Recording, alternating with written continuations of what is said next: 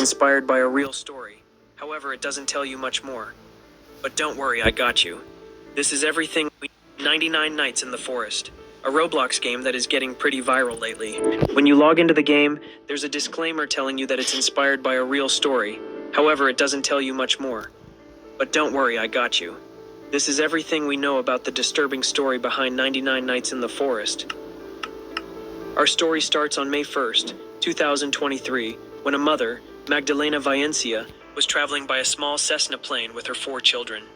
Roughly an hour after departure, the pilot made a distress call reporting engine failure. Mayday! Mayday! We're going down! Shortly after, the radio contact was lost, and the plane crashed deep in the Amazon rainforest in Colombia. The Colombian Air Force immediately sent out helicopters to search the area. The pilot and a local indigenous leader died on impact, while the mother survived only for a few days. That left the 4 children, Leslie, Solaney, Tien, and Kristen, out on their own, with the youngest being only 1 year old. After 40 days, they were rescued by the military, who called it a miracle. The children fed on fruits and veggies, but also fish they caught thanks to the experience their mother gave them before the tragedy. This is the point where the real history roughly connects to our story of 99 Nights in the Forest. Once you start the game, the first thing you see is a notice board with posters of 4 missing children.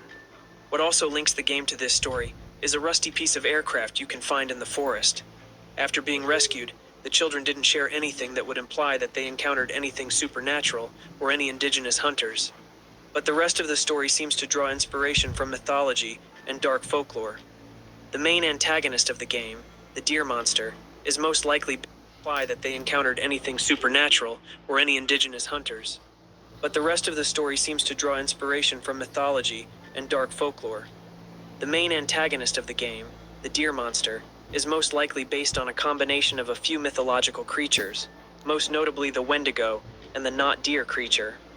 Wendigo is a mythological creature portrayed as a deer-like creature that hunts down and eats flesh.